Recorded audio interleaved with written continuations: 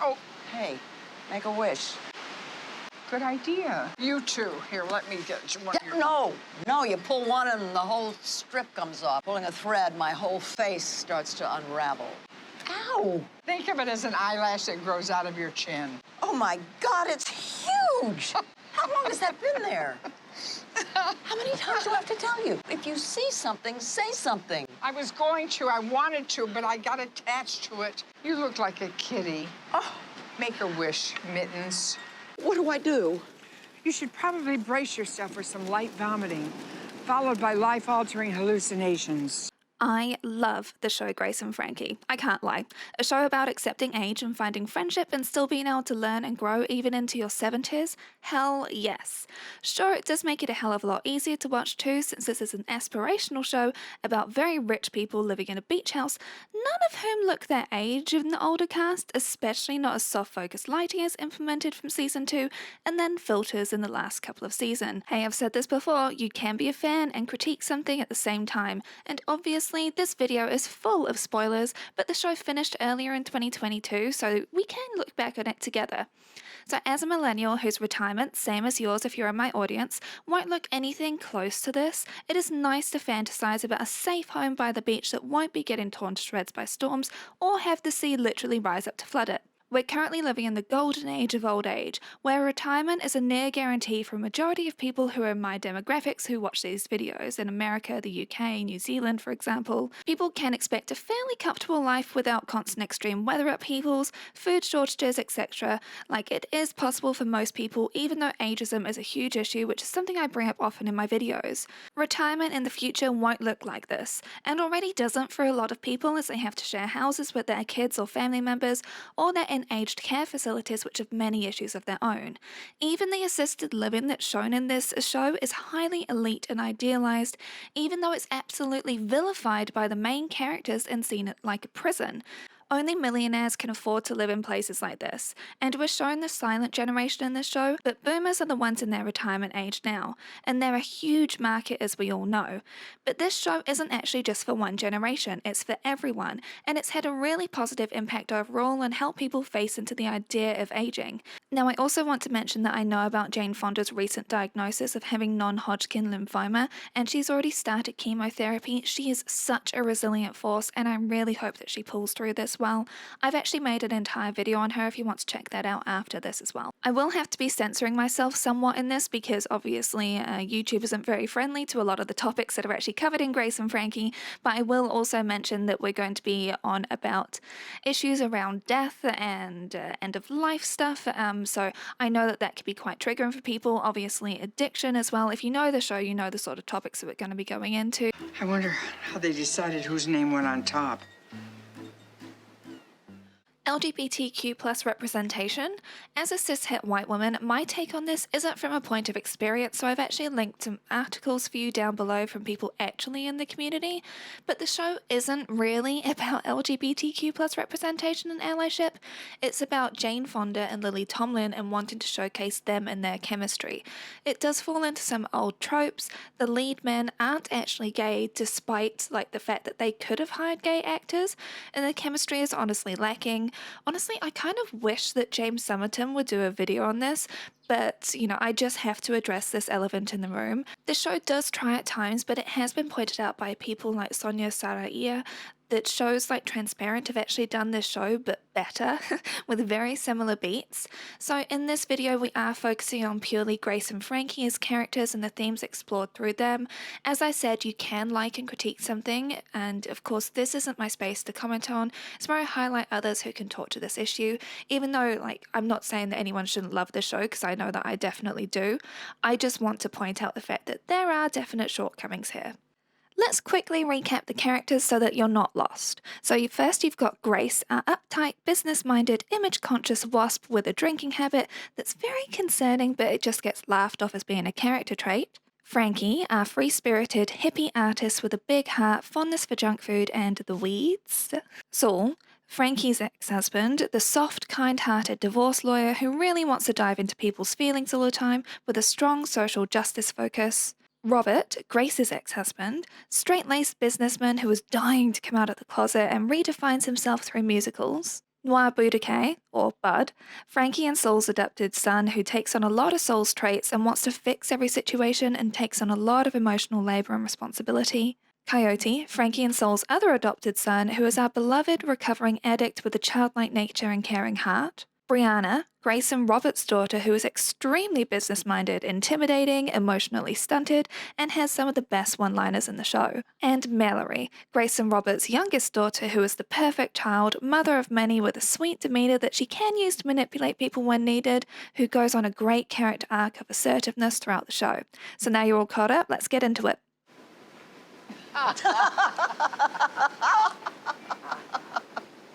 Ooh, I think I peed a little on Ryan Gosling. Your healthy breakfast. I know. Yum. Double yum. You want some? No, thank you. Wait, what is there something? Is your cap loose? Open your mouth. Hold, up here on this side. Oh! God!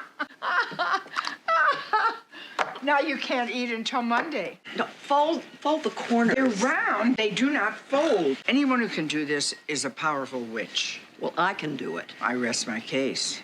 At its core, this show is about forging relationships, repairing and rebuilding, and conquering things together. From the start, we show these two women who don't like each other. No appetizers, no dessert. I'm leaving you, and he's leaving you. They're brought together by their husbands who are cheating on them with each other, then dumping them. Though I would honestly say it's more on Grace's part of active dislike of Frankie. All I get is stuck with Frankie. Oh, shoot. For Cesar Chavez. Don't you know anything about the labor movement in this country? Guys, where's the coffee? Communist cake is served. The trouble with your socialist dessert is it's very rich. It's a joke. Huh. It's just good you're trying. Just let her be, Frankie. You know, when you're pregnant, you don't want to be touched. You wouldn't know. You haven't been through it. Would you get the carrots out of the fridge? Let's see, what was I supposed to do? Like you can't stand them or something. Yeah, I'd hate for him to get the right idea. Just put a lid on it. Don't be too Jewish. Jewish? You. No railing against country clubs. Don't reference your manifesto. And for God's sakes, don't talk about the BP oil spill and what it can do to a crab salad. Tell you what I'm doing great at is keeping my hands off your throat. One more hallway and we're gonna rest. 2 more hallways, I'll give you a face massage. 3 more hallways and you'll let me have the beach house. Oh, look at you all wisecracking. You must be feeling better. And Frankie not liking what Grace endorses and feeling constantly overlooked by her. Give me 5. I'll go put on a knee-length concert tee. No need to break out the formal wear. I've got it covered. And may I remind you again that I am still half of this company, and I am going where you're going, whether you want me to or not. When they start living together, it's Grace who tries to manipulate Frankie out of the house. Everything is everybody else's fault, never Grace's, and that's a very common theme in the show. Can't people expect this kind of thing from you? Oh, because I'm a tolerant person, I deserve to have my life blown apart? I didn't say deserve. I'm just saying it's harder for me. Even in season 2, she blames Frankie for her going to Phil when Frankie actually told her not to. The vows say, in sickness and in health. But when you blame me for pushing you to Phil, remember, I'm the one that told you not to get more involved. So if you're feeling worse now, it's totally on you. How can you say that? My brain sends a message to my mouth and it comes out. Neurology, Grace. Frankie is the one who wants to help Grace heal, but both women are upset for very separate reasons.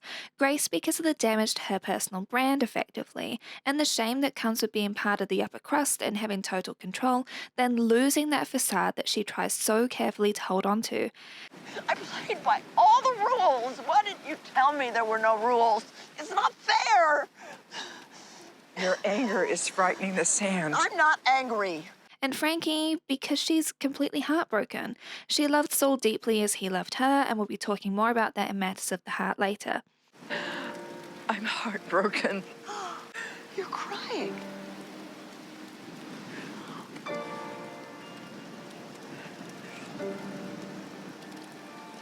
There's a whole world in here. The first night together they have is actually pretty iconic, and whilst I love seeing them try to adjust to living with each other, and Grace having that hallucination at the ice cream shop where Frankie sticks by her side in the hospital. I don't want to be alone. I'm here. Grace! Jeez. Like it or not, you're my friend. I like it. Then make me feel it. The real turning point comes at the say yes night in order to Frankie to get out of her blues. Grace sacrifices her dignity to lift Frankie up, a selfless act with no gain for herself except to cheer her friend up. Oh, yeah, wait, I can't do this without her. Excuse me, ma'am. You actually don't see it? Ross. You're gonna have to get down. I am getting down. They have the perfect contrast too when they show Grace's old friends in comparison to Frankie. The only good one of the bunch is Arlene, who we see later down the track in a more sympathetic light. It just makes you think about being surrounded by a bunch of Emily Gilmores before the revival. Like, ugh, not pleasant. Are you seriously going to waste the rest of your life being roommates with that hippie nutbag? Were you always this nasty? I shoot from the hip. You know that about me. You were worse than I was. Things have changed. You've changed. Thank you. It's the nicest thing you've said all day. And you might have a new best friend. Stop. I mean it. So do I. Best friends! Kill me now. And it's also not that Grace and Frankie don't fall out, because yes, they absolutely do, many times actually, whether it's due to the business and Grace continually dismissing Frankie, or the very famous episode with the gun, which honestly, I'm so glad they had the ending that they did to it. That was the perfect conclusion to have. I was in that house, that big, horrible house, all by myself, and I was scared. And Robert's solution was to give me a gun, I guess because he couldn't give me anything else. But that was all I had, all those years, to make me feel safe. But you don't live in that big, horrible house anymore. You live with me. So why do you still need the gun? I guess I don't. Will you get rid of it? I will. Grace is such self-preservation that she's just used to pushing people away when there's a risk of abandonment, as she does with Frankie when she says she may go and live with her yeah man, Jacob, as we well know him. But Grace also can't be alone. She shows her love in more frantic ways. She uses Frankie's stroke as a sort of crutch to try and keep Frankie bound to living with her, and she oversteps boundaries, though you could also say that Frankie does this too, but Grace is the one with the power in their relationship normally. Frankie is the forgiver, even though we all know that Saul is the one who bent over all the time for Frankie, something which does get passed down to Bud. Grace is the one who can push Frankie and make the most out of her creativity. She's that channeling force that's needed to make the businesses flourish. But without Frankie's morals helping, they would have sold out to Purple Orchid. Their business would be just like Say Grace, the corporate beauty company that doesn't have any scruples. Back in the day, this would be an easy yes for me. We can't play a part in erasing the very women we made this for. Bingo, baby. Goodbye, Purple Orchid. Yes! And it's actually the thing that makes the company fall apart. It's not driven by any mission other than just money. So honestly, I was glad when it got bought out. Brianna and Mallory were just trying to do what they thought they should and what they thought their mother wanted, without really caring about anything other about the legacy. If you're gonna say cheddar biscuits, I'm gonna love you forever. You're gonna love me forever. Did I just see you and Cherie do a Top Gun high five? Yeah, I've been trying to get you to do a Top Gun high five for years. with her, it's natural. You want it too much. The addition of Lisa Kudrow as Cherie was honestly hilarious, and yes, she's probably me as I get older. How about a muffin? Are they deep fried? No, but I put Rolos in them. What happened here? I know it's a bit much, but Cherie makes all those little figurines herself. She painted them with nail polish. See the one of me? Looks just like you, Kevin. I don't think you like me very much, but I'm gonna change your mind. But Cherie and Grace is a testament to how much Frankie had an impact on Grace. She would never have had anyone live with her, much less someone like Cherie. But it was also clearly a Frankie replacement, to the point that Grace started doing things she wouldn't normally, like eating fried food. The storyline wrap-up was so cute though. I love it when someone's shown not to be an evil gold digger, like suck on that stepmother trope. The ultimate showcase of their friendship is Grace's denial of Frankie dying from what the psychic has said. They are each other's pillar of support, and denial is something that Grace falters too often. She said that, and this is, according to her, that you were going to die in 3 months, which is absurd. Oh, No, you shouldn't believe it. I sure don't. She's a loon. she's already proven herself twice today. It can only mean one thing. Yes, it means you're not going to die. No, I'm going to be murdered. Please don't make a murder board. Take me off, too. You're the lead suspect. Like most serial killers, you started by killing bunnies. I mean, we all have a death date. I just know mine. The biggest control freak I know. Yet the inevitable doesn't seem to bother you at all. Grace? Grace? Grace? Grace, what is it, honey? What is it? What is it? Breathe. Breathe, Grace. Breathe. God. We're dead? Yes, and you killed me. I knew it. You're my murderer. The heaven scene and having Dolly Parton there was honestly such an iconic moment. We all knew it would happen, but it still makes me smile regardless. They're finally able to actually face into the side of aging that is less glamorous, with the fact that Grace is actually the one to help Frankie do her paintings because Frankie can't use her hands anymore. Not too many people. Too many people. Matters of the heart. Love is a big player in this game, and it's great to see a show explore relationships that carry on over a long time. Frankie, as said before, is the one with the heartbreak because she truly loved Saul, even to the point that later on he described her as his soulmate when they went to Del Taco after trying to free lab animals. We have our thing, Saul. Yes, our thing. Our soulmate thing. Of course. What if we only get one? We may be soulmates, but we weren't meant to be together. You and Robert were meant to be together. Don't know how to exist without each other. He supports her after the earthquake, she supports him by reminding him of his flu jab, and boundaries are really hard because they were so joined. Them coming together again when leaving the house makes perfect sense. It was a goodbye. Not that I'm saying what they did was right, it's understandable is what I'm saying. Frankie's hesitancy to Jacob, the yeah man, makes sense because she's all heart. But their relationship was a good one. Honestly, I think that he was a great fit. They just wanted to create an issue with Santa Fe by forcing her and Grace apart, because there is no way they wouldn't still be together if it wasn't for that silly plot device. And no, I don't like Frankie's other boyfriends. Not wasting my breath on them, and like the yurt guy, I was really struggling to like the show at that point because it felt like they were swinging wildly, so Frankie wasn't just the third wheel in Grace and Nick's relationship. Speaking of Grace, the facade of a relationship is what she excels in. It's status, it's safety, it's her waspy nature. So her first relationship with Guy was this personified. He's even Robert's friend.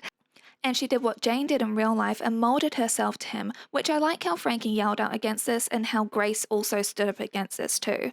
Phil, however, was her one that got away, and you can see why the relationship would have worked if they both left their unhappy marriages years ago back then, but they didn't. After Frankie found out where he lived, Grace kept pursuing him and was the other woman, justifying it by blaming Frankie to live out a fantasy. Again, we can understand this, but it would never have worked anyway because Grace needs the publicity and the prestige. Then we get Nick, the gloating, tax-avoiding, part of the 1% daddy. Has anyone ever told you you have beautiful eyes? I got this. I got this figured out. You're the kooky one, and you're the most spectacular woman I've ever met. It's great casting, honestly, as their chemistry is off the charts. It makes sense to pair Nick with Grace as he symbolizes everything she grew up wanting. You don't really make me get up. Yes, come on. Go all the way downstairs and have my chauffeur Take me home. Your struggle is an inspiration to all of us. Here are your Gucci loafers. Their relationship reminds me a bit of like Katharine Hepburn in the Philadelphia Story, with Grace up on the pedestal, sort of wanted to stay there and keep him in the role of Macaulay, even though he wants to be and can be CX Dexter. She struggles with intimacy, pushing him away constantly, much like she does to everyone, but him sticking around makes her trust him.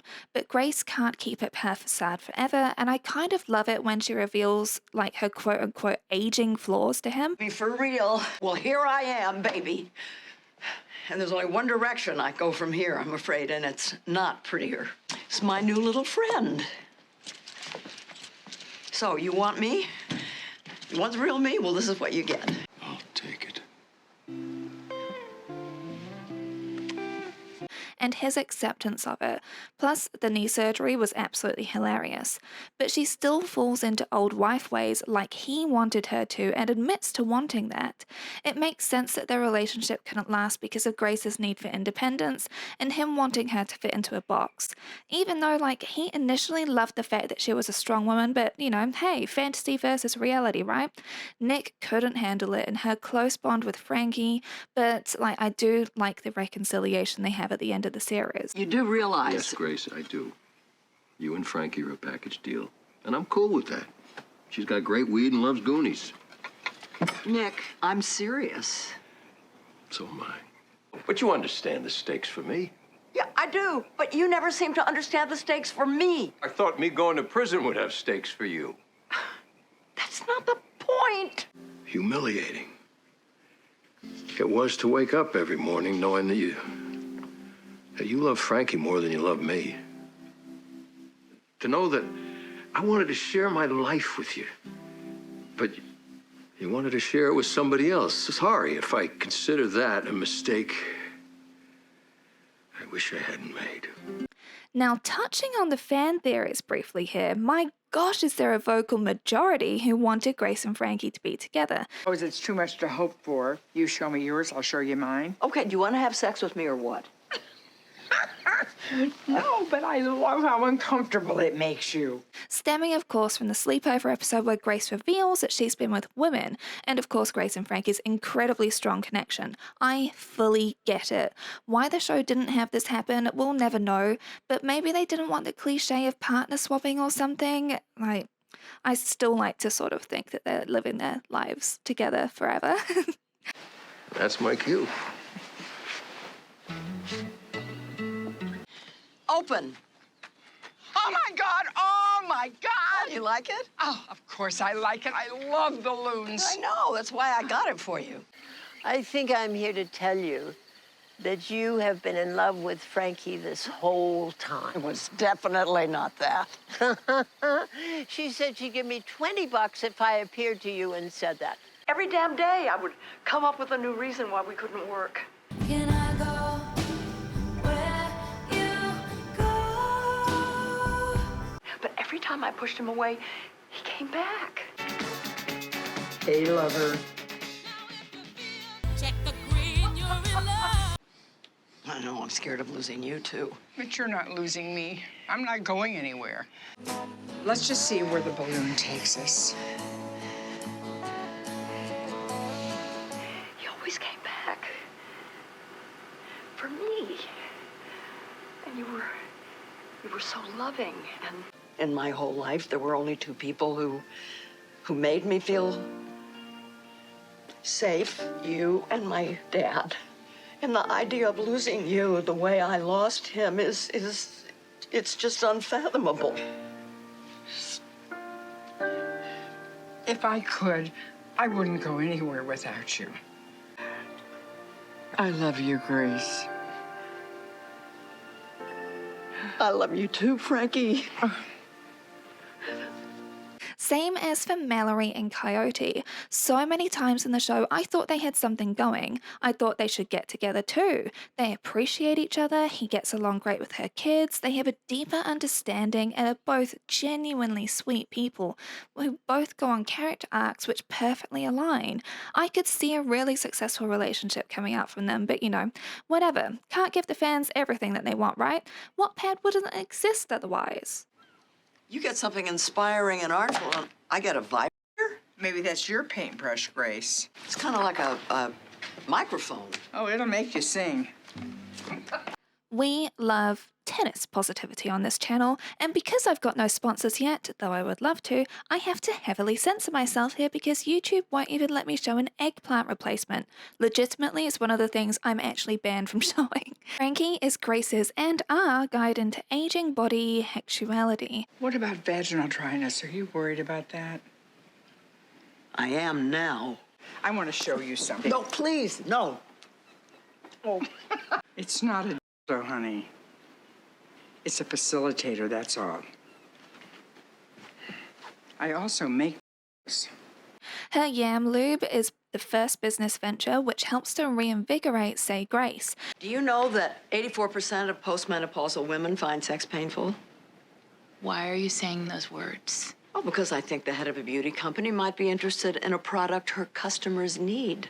Even though the palm oil issue is a very real one which is handled in the way of her losing, which makes every activist sad, I'm sure.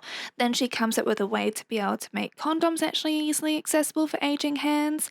Then, after Babe's gift to Grace, inspiring Vibrant, they make their own. We're making vibrators for women with arthritis. Yes, vibrators. Brilliant. Please let my water break. I think I just blacked out. Oh, grow up. Older women masturbate too. Mom! And we have vaginas. I love the focus group work too. Oh my gosh, I was in stitches the first time I watched it. I've been waiting my whole life to talk to a bunch of Bible thumpers about my naughty bits.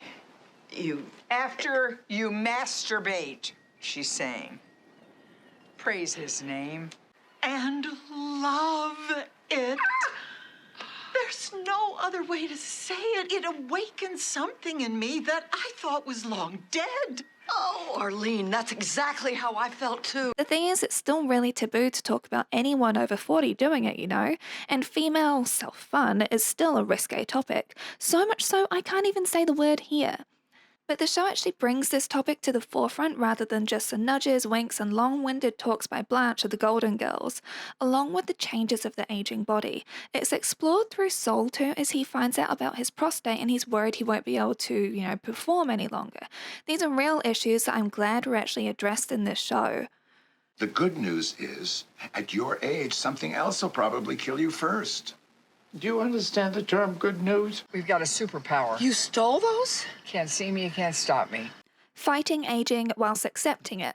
Grace kind of reflects Jane's approach to aging. Now, if you've watched my video on Jane Fonda, you'll be aware of this. She starts out with hair pieces, tape pulling back her face, strip lashes, dyed hair, perfectly manicured and prepped, and eventually in the final season, she actually allows her hair to go grey by embracing it, though jokes about giving up facelifts are common. Your roots are showing. Yeah, Frankie, that's what happens when you stop dyeing your hair. How Frankie Bergstein of you. You are Grace Hansen, are you not? Yeah, that's exactly the point. This is who I really am. Since when? Since I stopped letting the color of my hair dictate how young or old I feel. So, no more facelifts either? TBD. I'm also sure that Lily has actually had work done too. Not that she's confirmed anything, but nobody looks like her at 80. Again, this is one of my main gripes with the show, along with the filters, is the representation of age and the smoothing over of the reality of it. But for Grace to go from early in the show of hiding her body from her first boyfriend due to the shame of aging, she then has a breakdown and shows Nick the reality after he gained her trust by not giving up on their relationship. Like, that's a big deal. It took literal years, but it's also important to have shown this. Now, on the facelifts though, jokes are often made about them. I've never had surgery. Not ever? Not in the upper regions of your body, like, say, up around here? Like there, maybe? No. But in the What If episode, Grace's face is mocked, but then Jane Fonda actually gets another facelift, which makes her look closer to the mockery. It just feels a bit off for a show which is meant to be about embracing aging and empowering people, to then mock people who have got BDD like her. Go watch my plastic surgery video if you haven't already for more context on that. Bye-bye, babe. The party to end all parties. My God. And I need you to help me. What may be considered a pro-euthanasia argument, even though I don't think it's meant to be, is when their friend Babe gets diagnosed with cancer again and there was no hope for a cure. The sanest decision I have ever made. The cancer has come back. It's everywhere. I'm refusing treatment this time. I'm not going through any more surgeries or radiation go-rounds or chemo. Hey, now, it wasn't all bad. You rocked the shit out of some of those wigs we got you.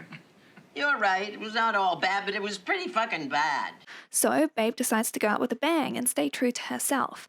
Now, euthanasia isn't an easy topic, and one I expect people will have hated in this show, and also me bringing it up here, I'm anticipating comments, but I'm really glad that they tackled this in the way that they did.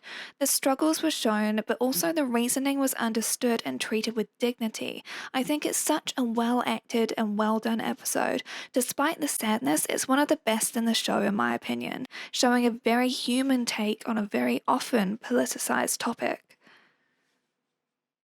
You know, a miracle could be right around the corner. I don't need a miracle, sugar. I've had a really good ride. I've lived it hard and well with every breath, right? All right, keep your mouth shut and your eyes open. We don't want to give this deviant a reason to go dirty Harry on us. How are you today, ma'am? I know my civil rights. That's how I am. Good afternoon, officer. And your license has been expired for 3 years. Does it expire? When Frankie's struggling to remember the road rules and Coyote gets rightly worried about her, she kicks both of her kids out of her house in anger. She's already failed the test 3 times. She's studying like it's the bar exam, but she's not retaining anything. It's bad. We should have a talk with her. The way that she actually manages to pass the test is by being, you know, high. And I may be super unpopular here, but what? Cars and their intrinsic link to freedom is a worrying one. This could have been a great opportunity in the show instead to focus on making changes to the city to make it more walkable, make public transport accessible and free, you know, big changes. I mean, yes, she affects a crosswalk, but imagine like that bigger outcome instead, especially for socialist Frankie. Though I understand it wouldn't be as easily achievable in a simple episode, it wouldn't have been as fun or glamorous, but I so wish that this was addressed, since it's not just an issue for the elderly, but a quality of life thing, which is right in line with Frankie. I think that this could have been done so much better than it was, and just the focus back on cars, it's very tired, basically. Every day my body tries to tell me how old I am. But today's the first day I hear it. Sure is a hard thing to hear. Do you remember the floor episode? Frankie's back was addressed in the very first episode when she throws it out at the beach, and that strikes again. Then Grace goes down too, but they can't get back up. This is their act of defiance against appearing as quote-unquote frail or weak, whereas to me, when the kids get concerned and get them a panic button, honestly, that makes sense, and I don't like how it's framed as a point of shame around having a panic button, and they use the excuse of Frankie can't resist pressing buttons as the reason that they don't need them. Again, this is a huge missed opportunity because removing stigma around panic buttons would have been so great.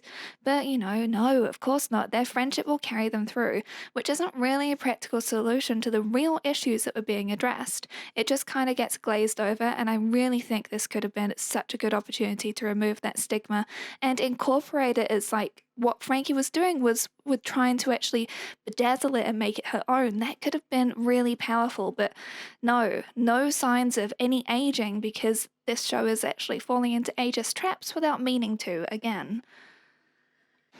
How the hell did we get here? So glad you two decided to join me for this. And what is this class exactly? And what the hell happened to me? That leads me on to assisted living. So do you remember when Grace got duped and all of the copper pipes got ripped out of their house? The bathtub falls down and they're trying to live in squalor instead of admitting they need help. Frankie accidentally drives to Mexico with Bud's baby and she's had 2 strokes. Yeah, so the kids try and reason with them, as I'm sure family members would, and try to get them somewhere safer where there's actual support for them. The assisted living, however, is put across as a death sentence, a prison where Frankie can't paint at home or make fondue, and where quote-unquote old people are gross and they fall into again some of these tropes of touching all the food and just ageism traps accidentally once again. Whereas if you actually think about it, if they transitioned to assisted living, this could have helped with a lot of stigma. This does get shown with Arlene as being someone who should be there because of her memory issues. She repeats herself, she turns up at Del Taco thinking it's Mexico, and basically needs the support. But again, we're still dealing with two women whose bodies give up on them all the time. Grace can't even get up from a toilet or climb a flight of stairs.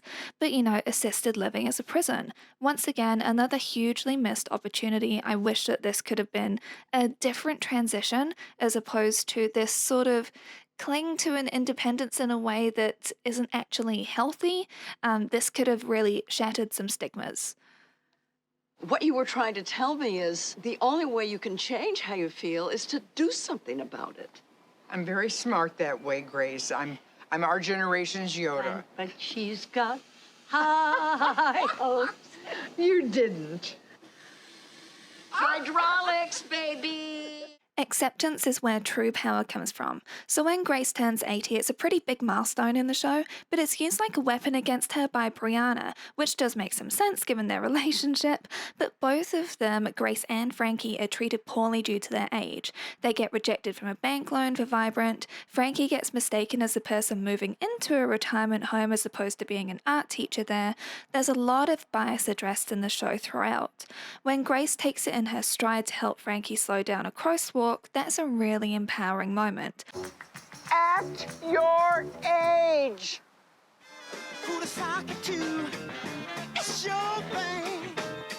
Do what you want. Talented, brilliant, incredible, amazing, show-stopping, spectacular, never the same, totally unique. Could have gone a whole lot faster, couldn't you? But I'm an 80-year-old woman, and I've earned the right to take my sweet fucking time. That's my girl. Same as her admitting she's the one who needs to rise up, which did take an exceptionally long time for her to do, by the way. Nobody likes to think about the actual issues with aging, but I'm glad that they talked about this. Joan Margaret's mother actually died because she got stuck on the toilet and couldn't get up. These are actually quite real issues, and I'm glad it got covered and how pride was highlighted as a fault in Grace and Nick. Because if Nick wasn't so stubborn about Mark Cuban, they would have actually gotten that Shark Tank money and been selling those toilets which are actually needed. They're really addressing an actual health issue here, which is fantastic, but then the toilet is the one thing that doesn't really get fulfilled because by the end of it, they've died and then come back to life and they just walk off into the distance. So I just want to know what happens to the toilet. Does the Rise Up ever actually go into production? I want it to, but what happens? Why don't you want to stick around for the real end? What if I don't want all the shit that comes with the end? What are you talking about? It's not death I'm afraid of. I'm afraid to get sick and not be able to walk or use my hands or any of the things that make me me. Oh, big fucking deal. So you can't use chopsticks anymore. I can't paint either.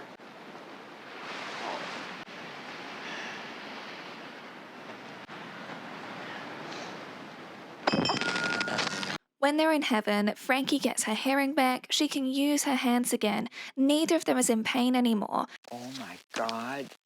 I'm hearing like a newborn. And my arthritis is like a newborn. Don't get used to it, Frankie, because we're not staying. The joys of not dealing with the downsides of aging are shown, but they both really quickly realize that they actually want more time. And it doesn't matter that there's a few things wrong. I swear to you, we are not done yet. And maybe, just maybe, the best is yet to come.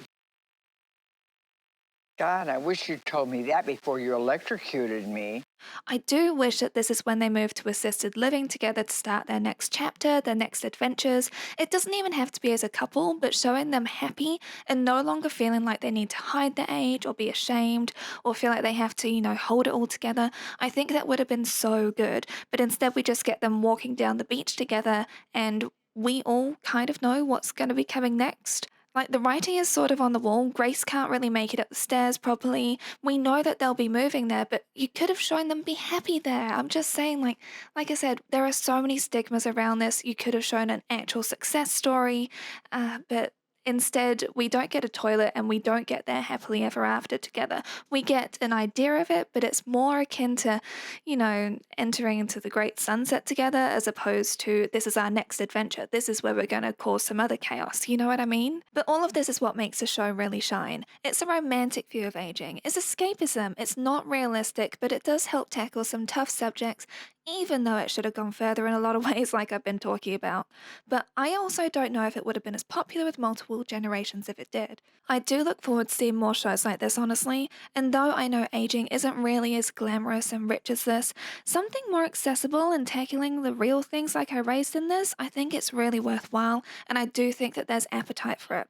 So, if you made it all the way to the end, which character are you? Or who was your favourite? Because as much as people dislike him, I strongly relate to Saul. Of course, if you did look at my zodiac chart, you'd see that I'm cosmically doomed. Julie, Hakuna Matata literally means there is no problem here in Swahili. I interpret that to mean there's no problem that's unsolvable. But with, a lot of Frankie and definitely a bunch of Brianna in there too. I got another one for you. No. It has a popped collar. No, we are not wearing capes. We're not vampires or superheroes or magicians. Thanks for rubbing that in. Your age, I had 2 little kids. Horrible. And a Buick station wagon. The first time I threw up, not in my own house, was in the way, way back of that car. Oh, that was a big moment. I'm so glad my car was there for you. You love me. You smell. Anyway, hope you really enjoyed this video. It was a lot of work to put this together, so don't forget to give it a like and subscribe. That would be really helpful, and I'll see you again next time. Bye. Whatever, Mary Lou. Why don't you work at McDonald's? Oh, I've never loved you more. I know. I learned it from my grandson. It's the perfect choice. Fair, sensitive, kind, and I think you brought out the best in us. And now that the papers are signed... Shut up, Saul. Yeah.